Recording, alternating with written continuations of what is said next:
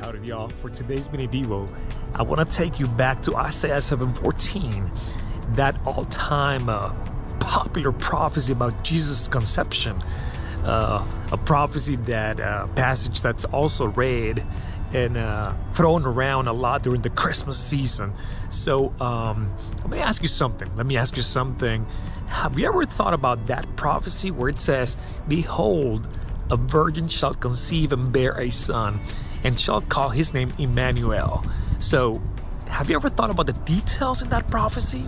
We said we were going to tackle that following up, and we're following up today. We're picking up where we left up last time. So have you ever thought about the impossibility that's embedded in this prophecy? I would say 100%, but just for the sake of emphasis, it's not even 100%, even though that's the max, right? It's like a gazillion percent impossibility embedded in this prophecy. In other words, this prophecy, it's impossible. It's impossible. There is no way this one could have been fulfilled, yet it was.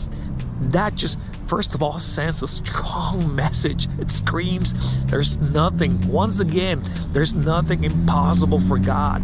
Nothing impossible for God.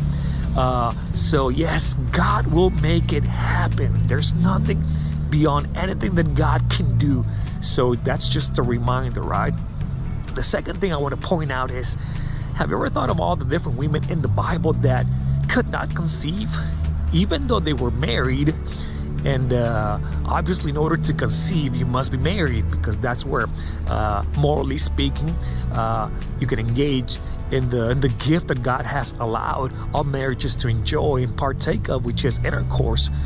So you cannot get pregnant unless you have intercourse.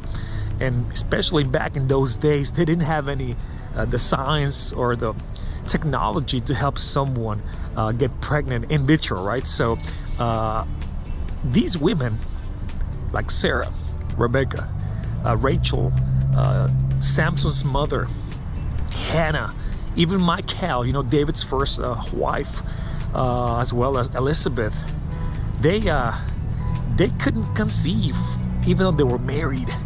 They were already enjoying the blessing of being married.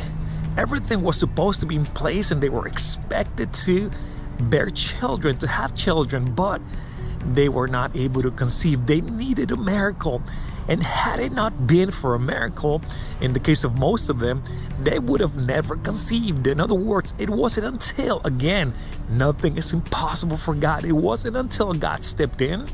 It wasn't until Jesus came through for them that they were able to conceive. Now, their situation is entirely different from Mary's situation, because even though they needed a miracle, it was required for them to be granted them a miracle. They were not able to conceive for natural reasons, their bodies, right? In the case of Mary, this is just a gazillion percent of impossibility, because Mary wasn't even married yet. She was not married. In other words, just think about it this way. Just picture Adam. He needed someone else to be able to conceive, to have a son like Cain and Abel, and then Seth, and that person was Eve.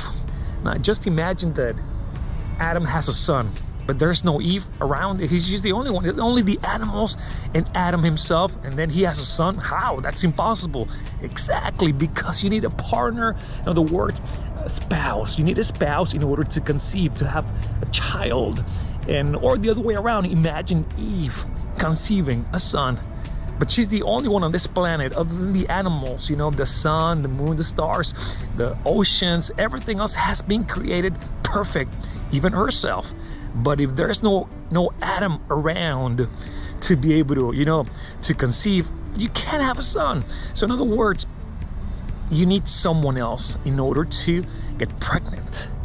Mary didn't have that someone else there yet, not in that way, not in the full capacity of a marriage to get pregnant, yet she did. She got pregnant. This prophecy of Isaiah 7:14, however, lets us know that God is able to do anything. Behold, the virgin shall conceive and bear a son, and shall call his name Immanuel, God with us. God involved. God always, working miracles.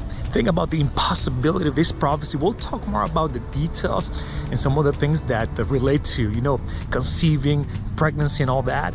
But I'm telling you, I'm besides myself every Christmas when I think about this prophecy, because it was impossible. God gave a prophecy that was impossible to be fulfilled, yet he fulfilled it.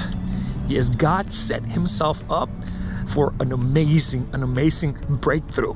So think about that passage. You take care, God bless, and see you next time.